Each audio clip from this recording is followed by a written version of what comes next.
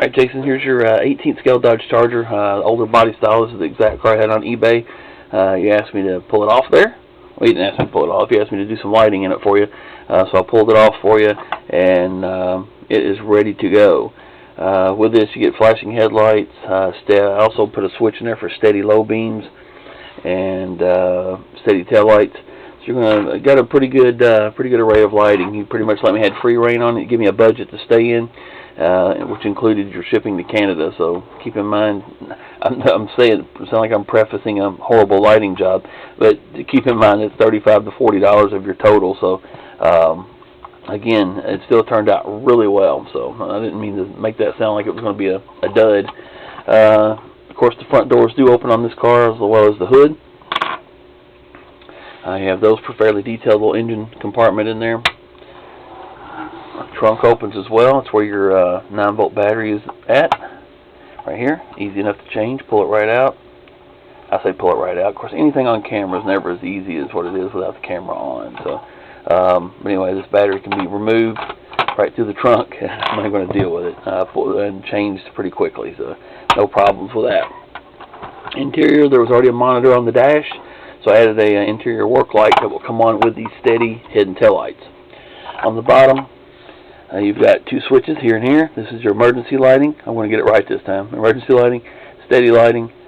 This here would be your to change the speed of your flashing emergency lights on your headlight and tail lights, and this will be your siren. Let's go ahead and turn on the steady head and tail lights. Also added the amber park light in the front. So you got steady warm white LEDs, which are the correct color temperature, if you want to call it that, for the older body style Charger. Interior work light, you can see illuminating the dash, MDT monitor and all in there. And then also your steady tail lights. I see a little bit better from this side, probably, inside. Turn that back around. We're going to turn this off. Again, this one on the passenger side operates your emergency lighting. We'll turn that on. That will activate your, obviously, your light bar on the roof. That will activate your grille strobes and your front bumper strobes. And those are triple flash wig-wag pattern, and then a simultaneous flash. Very cool looking in person.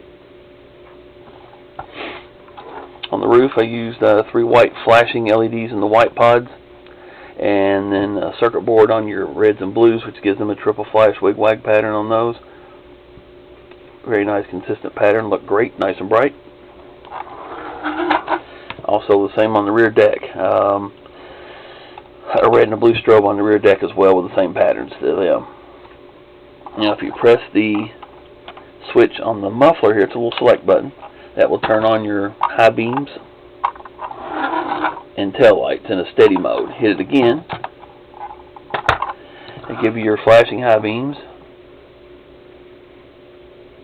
Again, those are paired together, so they are a steady flash pattern, no random flash or anything. They are on a circuit board. Hit that one more time, it'll speed the patterns up a little bit. Again, and then almost like a real quick strobe. Camera's barely picking that up. Might pick up the headlights a little bit better. There we go. So you have 4 different speeds of that. Turn that back off. All right, so let's leave those on. Of course, you can run the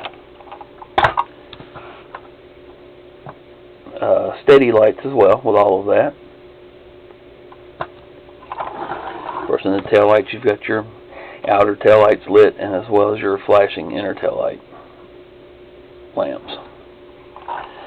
The button on the passenger side muffler is your siren. We'll go through those real quick. The first one is just a mix of sirens, almost like it's on a run through traffic.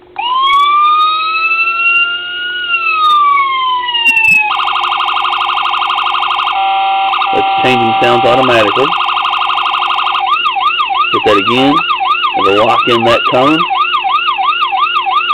Press it again, locks in that tone. One more.